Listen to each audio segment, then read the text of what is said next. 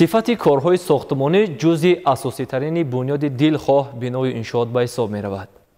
زیرا مطابق سازی انشاءات بنیادشونده با سطح زمین و با اینوبتگیری حالت مستحکمی آن در وقت روی دادن یگان حادثه طبیعی از مسئله‌های است بسیار مهم. حیات مردم که به ساختمان علاقمندی ناگسستنی دارد باید هر یک بنا نوابسته از شکل مالکیت و سلامتی و عمر انسان مطابق و موافق و بخطر ساخته شود. سلام تماشابیان عزیز، این نشر برنامه معمار را با اشتراک نمایندگان از خدمات نظارت دولتی معماری و ساختمان کمیته معماری و ساختمان نزد حکومت جمهوری تاجیکستان وابسته به وضع ساحه معماری و شهرسازی و عموما صفت کارهای ساختمانی در مملکت میبخشیم. همصحبتان ما هستند خالنظر و فریدون و قلبایف تیمور، مسئولین خدمات نظارت دولتی معماری و ساختمان کمیته معماری و ساختمان نزد حکومت جمهوری تاجیکستان. زیر عباره صفت ساختمان چرا فهمیدن ممکن است و تدبیرهای قانونی کفالت صفت کارهای ساختمانی تا کدام اندازه ثمرناکند؟ صفت کارهای ساختمانی معیار خوابیدگی و شهرسازی و با طرح زمانوی و شرقیانه بنیاد نمودن بنا و انشاءات زیر نظارت متخصصان خدمات نظارت دولتی معماری و ساختمانی قرار دارد. صفت کارهای ساختمانی گفته اولا بار در انشاءات ساختمانی مطابق نبودن با معیار خوابیدگی و شهرسازی جمهوری تاجیکستان، مطابق نبودن با لایحه و دیگر سندهای معیاری حقوقی که در ساحه ساختمان را به تنظیم می‌دارد باید صفت کارهای ساختمانی به همان معیارها تامین کرده باید شود. یعنی از این نقطه برمی‌آید که مثلا نمود ظاهری بنا نمی‌تواند جوابگوی کفالت صفت آن باشد، یعنی در اساس معیار و قاعده‌های شهرسازی بنیاد شدن می‌تواند که مثلا کفالت صفت بنا را تامین کند. تمام کارهای ساختمانی که در شهر و ناحیه جمهوری آغاز کرده می‌شود اساساً در اساس قرار دخلدار رئیس شهر و ناحیه و لایحه دخلدار، لایحه‌ای که از طرف تشکیلات‌های لایحه‌کش که اجازه‌نامه‌دار میشن تهیه کرده میشد و بعداً اون لایحه‌ها از تشخیص ریاست اکسپرتیز دولتی غیر اداروی وجهت‌های لایحه‌ای شهرسازی کمیته معماری و ساختمان نزد حکومت جمهوری تاجیکستان گذرانده می‌شود. یعنی مقصد گذراندن لایحه از اکسپرتیز دولتی یعنی مطابق نمودن آن به معیار و قاعده شهرسازی جمهوری تاجیکستان است. هنگام آغاز کردن کارهای ساختمانی اساساً کارهای ساختمانی در اساس لایحه کاری آغاز کرده می شود. لایحه کاری که در انشاءات باشد تمام کنسترکسیون آهن بتونی، کارهای اساسی ته‌کرسی، کارهای پردازگری و دیگر کارهایی که در کارهای ساختمانی یعنی موجود می باشند آنها در اساس لایحه کاری که از اکسپرتیز دولتی گذرانده شده است آغاز کرده می شود. در ساحه ساختمان یعنی چند نوع نظارت عمل میکند و لطفاً آنها را شرح میدادید. این زمان در ساحه ساختمان سه نمود نظارت عمل میکند: نظارت دولتی معماری و ساختمانی، نظارت مؤلفی و نظارت تکنیکی. نظارت دولتی به واسطه از طرف تشکیلات دخلدار نظارت برده می شود که در اساس این نظارت تمام قاعده و معیارهای شهرسازی که در ساحه ساختمان استفاده برده می شود تحت نظارت قرار داده می شود. نظارت مؤلفی این نظارت می باشد که به واسطه از طرف لایحه‌کش برای اجرای کارهای لایحه‌ای که در لایحه نشان داده شده است تشکیل کرده شده است. نظارت تکنیکی این از طرف خود فرمایشگر به راه مانده می شود که مثال همه کمبودی و نارسایی که در وقت رفت ساختمان به وقوع می آید همه این از طرف نظارت تکنیکی همون برطرف کرده می شود. در ماده 67 کدکس شهرسازی جمهوری تاجیکستان گفته شده است که در جمهوری تاجیکستان سه نمود نظارت معین کرده شده است: نظارت دولتی، نظارت مؤلفی و نظارت تکنیکی. نظارت دولتی در اساس ماده 68 کدکس شهرسازی جمهوری تاجیکستان معین کرده شده است و به راه مانده شده است. تمام وکالت‌ها حقوق‌های مقام وکالتداری نظارت دولتی در ساحه معماری و شهرسازی گفته شده است. نظارت تکنیکی از جانب فرمایشگر انشاءات به راه مانده می شود و در ماده 69 کدکس شهرسازی جمهوری تاجیکستان پورا گفته شده است و نظارت مؤلفی از جانب تهیه‌گر لایحه یعنی مطابق نمودن کارهای ساختمانی ба лоиҳае ки аз ҷониби ташкилоти лоиҳакаш таҳия гардидааст ва он дар асоси моддаи 70 кодекси шаҳрсозии ҷумҳурии тоҷикистон гуфта шудааст. дар банди яки моддаи 70 кодекси шаҳрсозии ҷумҳурии тоҷикистон гуфта шудааст ки назорати муаллифӣ ҳатмӣ мебошад ва онро таҳиягари лоиҳа бо мақсади мутобиқати он ба лоиҳае ки аз ҷониби ҳамон ташкилоти лоиҳакаш таҳия гардидааст ба роҳ монда мешавад. вақте ки ҳамаи ҳамин назоратҳо дуруст ба роҳ монда мешавад, ана дар ҳамон ҳолат дар ҳақиқат дар сохтмон сифати мисол корҳои сохтмонӣ таъмин ба даст овардан мумкин аст. ҳангоми гузарондани санҷишҳо аз пудратчиён ёки фармоишгарон кадом ҳуҷҷатҳои зарурӣ талаб карда мешаванд? дар рафти назорат дар иншоотҳо аз фармоишгарон ёки пудратчиён ҳуҷҷатҳои асосие ки барои таздиқкунандаи сохтмон пеш аз ҳама ин қарори раиси шаҳр дар бораи оғози сохтмон, лоиҳаи таздиқшуда ки дар он хулосаи мусбии экспертиза дода шудааст ва иҷозати сохтмон аз тарафи раёсати меъмории шаҳр барои оғози корҳои сохтмонӣ дода мешавад, талаб карда мешавад. баъдан дар вақти назорат инчунин ҳуҷҷатҳои дигар масалан аз тарафи барои пудратчиён талаб намудани дафтарҳои истеҳсолӣ ки ин дафтарҳо бевосита дар иншоот буданаш шарт ва ҳатмист мувофиқи талаботи кодекси шаҳрсозии ҷумҳурии тоҷикистон, инчунин хулосаи озмоиши конструксияҳо ки онҳо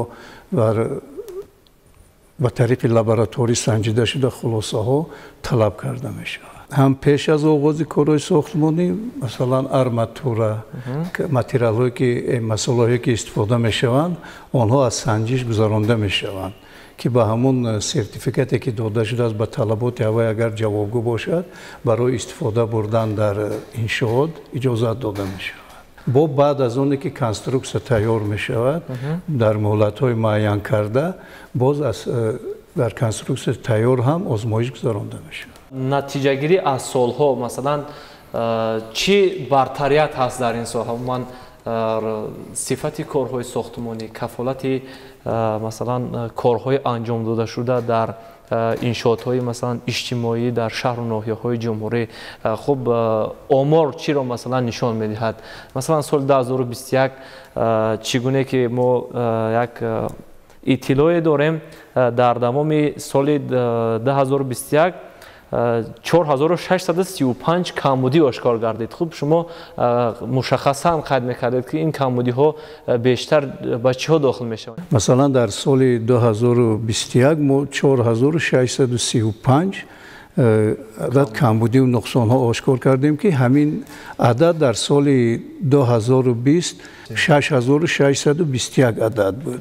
ҳамин нишон медиҳад ки дар давоми як сол ҳамун камбудиҳое ки ҳастанд нисбат ба соли гузашта хело кам гирифта шуданд.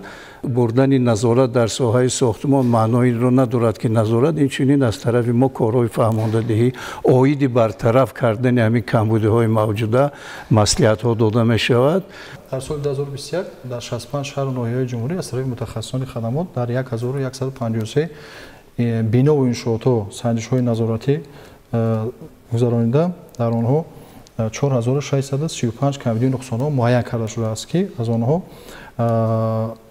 камбудиҳо 159 адад камбудӣ дар самти корҳои заминӣ, 1016 адад камбудиҳо нисбати сифати конструксияи оҳанбетонӣ, инчунин дигар камбудиҳо вобаста ба корҳои пардозгарӣ, сохтмони деворҳо, сохтмони бом, корҳои қисми бом, яъне сохтмон, ҳуҷҷатгузории объектҳои сохтмонӣ бе хулосаи мусбии экспертизаи давлатӣ, бе иҷозати бахшҳо, шӯъбаҳои меъморӣ ва шаҳрсозии шаҳру ноҳияҳо ошкор гардиданд.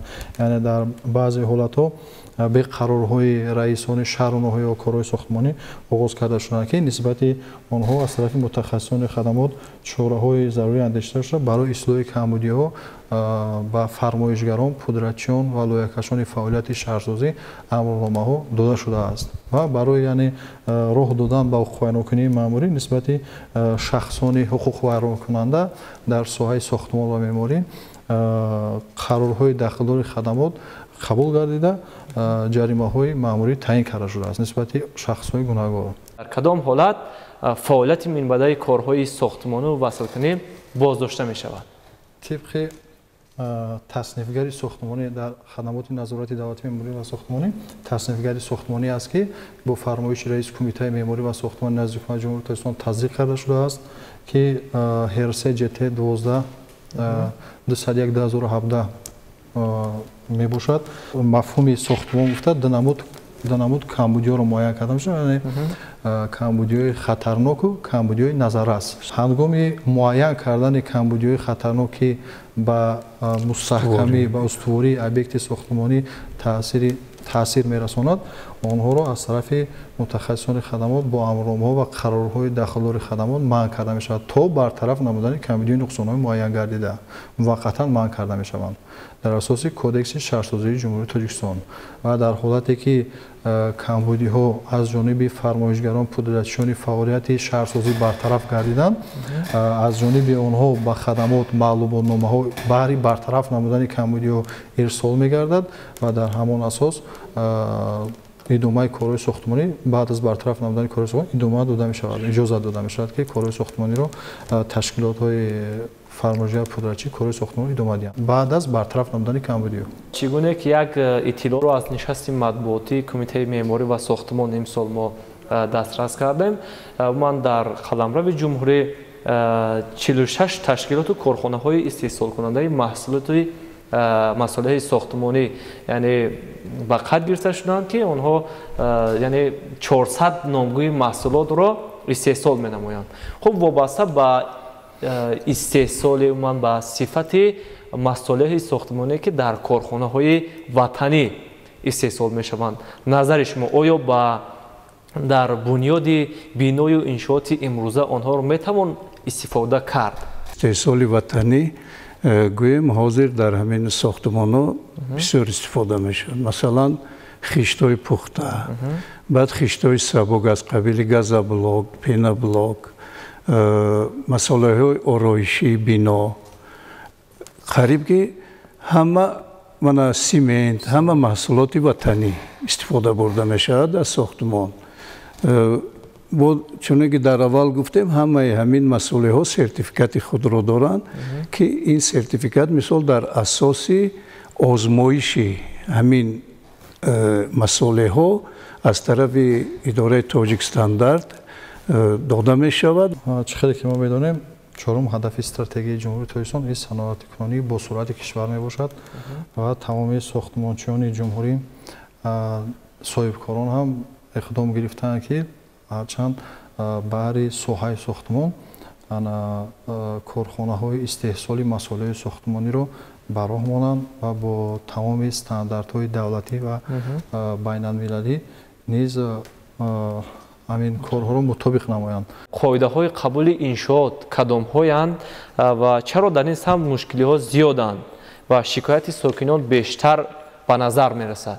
иҷрои қарори ҳукумати ҷумҳурии тоҷикистон аз 2 июли соли 2015 таҳти рақами 429 дар бораи тартиби кори комиссияи давлатӣ қабул ҳуқуқ ва ӯҳдадории онҳо назорати онҳо ба хадамоти назорати давлатии меъморӣ ва сохтмонӣ вобаст гардидааст. аз тарафи мутахассисони хадамот иншоотҳое ки бе хулосаи мусбии комиссияи давлатӣ қабул бе қарорҳои дахлдори раисони шаҳрноҳиҳо ба истифода дода мешаванд зери назорат қарор дода истодаанд ки дар соли 2021 ин камбудиҳо муайян гардиданд дар якчанд иншоотҳо ки нисбати фармоишгарон ва фармоишгароне ки иншоотҳоро бе хулосаи мусбии комиссияи давлатӣ қабул ба истифода медиҳанд тибқи моддаҳои 430 ва 31 кодекси ҳуқуқ вайронкунии маъмурии ҷумҳурии тоҷикистон чораҳои зарурӣ андешида мешаванд ва барои ҳарчи зудтар ба истифода додани объектҳои сохтмонӣ ба онҳо корҳои фармондадиҳӣ дода мешавад ва амрнома барои бартараф намудани ин намуд камбудиҳо дода мешавад.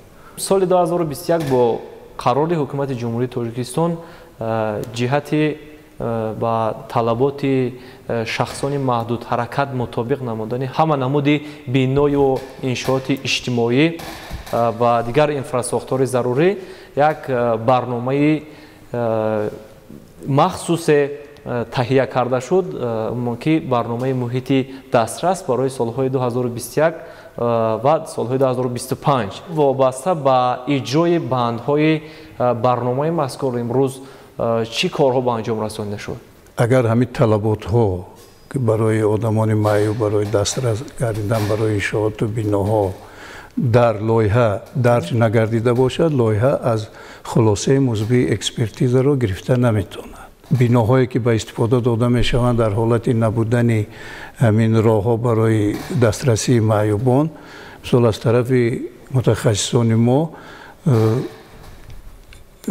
гӯем дар вақти назорат фармоишгар ё ки пудрачӣ маҷбур карда мешавад ки ҳамин роҳҳоро барои маъюбон мутобиқ кунанд ва дар лоиҳаҳо дар ҳамаи лоиҳаҳое ки ҳозир хулосаи музбии экспертиза гузаронда мешаванд ба ин масъала диққати махсус дода мешавад. дар кадом ҳолат амрнома дода мешавад ва дар кадом ҳолат ҷаримабандӣ карда мешавад? ҳангоми набудани яке аз ҳуҷҷатҳои ҳимоякунандаи сохтмон нисбати фармоишгарони ба пудрачони фаъолияти шаҳрсозӣ чораҳои зарурӣ андешида мешавад, яъне барои риоя накардане ки ба мисоле ки корҳои сохтмониро бе хулосаи мусбии экспертизаи давлатӣ оғоз намуданд. Кумитаи меъморӣ ва сохтмони назди ҳукумати ҷумҳурии Тоҷикистон вазифадор гардидааст ки дар қаламрави ҷумҳурӣ иншоотҳое ки бе қарорҳои дахлдори раисони шаҳру ноҳияҳо бе хулосаи мусбии экспертизаи давлатӣ оғоз карда мешаванд, манъ карда шуда идомаи корҳои сохтмонӣ то бартараф намудани камбудиҳо ва нисбати шахсоне ки ба чунин қонунвайрокуниҳо роҳ дода мешаванд чораҳои зарурӣ андешида мешавад. дар соҳаи сохтмон ду намуд мафҳум аст: камбудиҳои назаррас ва камбудиҳои хатарнок ҷиддӣ гуфта мешаванд. дар ҳолате ки муайян гаштани камбудиҳои хатарнок нисбати шахсони вайронкунанда ҷаримаҳои маъмурӣ андешида мешавад ва баҳри бартараф намудани камбудиҳо нисбати онҳо амрнома дода мешавад. вобаста ба ҳамон камбудие ки мо маълум мекунем, вобастагии ҳамин камбудӣ мисол ё ба шахси воқеъ ё ба шахси мансабдор ё ба шахси ҳуқуқӣ вобаста будана аз рӯи ҳамин баъд ҷаримабандӣ карда мешавад. хадамоти назорати давлатии меъморӣ ва сохтмон тибқи низомномаи худ гурӯҳҳои минтақавӣ доранд. гурӯҳҳои минтақавӣ яъне дар вилоятҳо, ҳамаи вилоятҳо гурӯҳҳои минтақавӣ ва шаҳри Душанбе, шаҳру ноҳияҳои тобаи ҷумҳурӣ вобаста гардиданд. дар ҳамон ҷо мутахассисони хадамот дар ҳамон шаҳру ноҳияҳои вилояти Мухтори Кӯҳистони Бадахшон, вилояти Суғд, вилояти Хатлон, шаҳру ноҳияҳои тобаи ҷумҳурӣ ва шаҳри Душанбе ҳамаи онҳо вобаста гардиданд. дар он ҷо нозирони хадамот дар ҳамаи минтақаҳо амал мекунанд, кору фаъолияти худро идома дода иншоотҳои сохташавандаро зери назорат қарор дода истодаанд. ташаккури зиёд ки ба суолҳои мо ҷавоб додед ва даъвати моро пазируфтед. хуб, тамошобинони азиз, бунёди бинову иншоатманд обод кардани ҳар як гӯшаи ватан ин вазифаи ҳар яки мову шумо мебошад, новобаста аз меъмор будану бинокор будани мо. ва ҳамин гуна агар ҳар як нафар, ҳар як меъмор, ҳар як фармоишгар ё ин ки пудрачӣ ҳангоми иҷрои корҳои сохтмонӣ ба меъёру қоидаҳои шаҳрсозии ҷумҳурии Тоҷикистон такя кунад ва дар асоси меъёру қоидаҳои шаҳрсозӣ, дар асоси чаҳорчӯбаи кодекси шаҳрсозии ҷумҳурии Тоҷикистон биную иншоотро созад, дар оянда ҳама мушкилиҳои мавҷуда бартараф хоҳад шуд ва барои сокинон, барои мардуми шарифи ҷумҳурии Тоҷикистон шароити зиндагии арзанда фароҳам хоҳад шуд. Сарбаланду хонобод бошед.